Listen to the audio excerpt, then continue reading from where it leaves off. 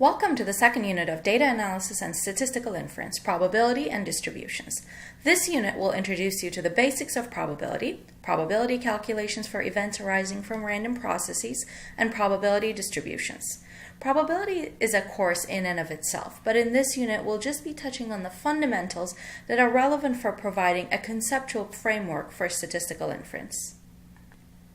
Let's start by defining what we mean by a random process. In a random process, we know what outcomes could happen, but we don't know which particular outcome will happen. Examples of random processes are coin tosses, die rolls, the shuffle mode on your music player, or the stock market.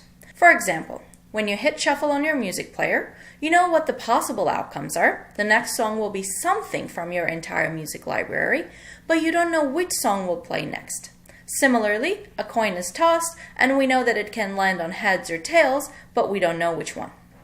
We should also note that sometimes it can be helpful to model a process as random, even if it's not truly random. For example, the stock market. When discussing probabilities of events, we will generally use the notation P of A, that's P and then in parentheses A, to indicate the probability of event A. There are several possible interpretations of probability, but they almost completely agree on the mathematical rules probability must follow. One of which is that probability of an event is always between 0 and 1. So even if you use phrasing like, there's a 150% chance it's going to rain today in your daily lives, note that that statement is meaningless in statistics. This is probably not controversial, but something to keep in mind when you calculate probabilities. If you get a result less than 0 or greater than 1, you know that you made a mistake. A traditional definition of probability is a relative frequency. This is the frequentist interpretation of probability, where the probability of an outcome is the proportion of the times the outcome would occur if we observe the random process an infinite number of times. An alternative interpretation is the Bayesian interpretation. A Bayesian interprets a probability as a subjective degree of belief. For the same event, two separate people could have different viewpoints and so assign different probabilities to it. This interpretation allows for prior information to be integrated into the inferential framework.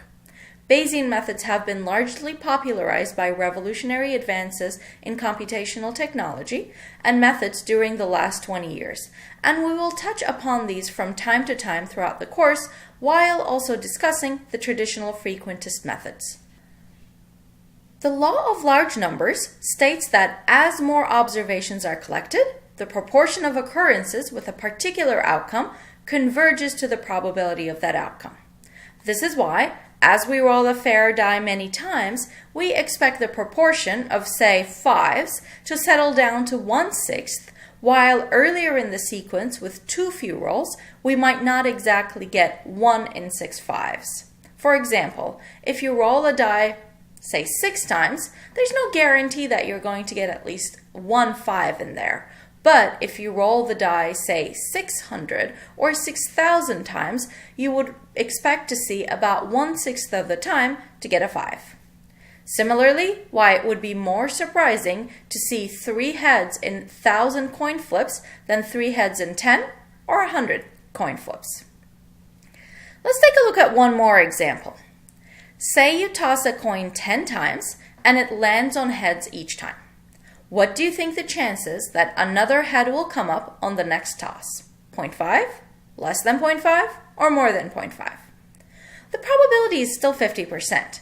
So the probability of heads on the 11th toss is the same as the probability of heads on the 10th toss or any previous tosses, which is 0.5.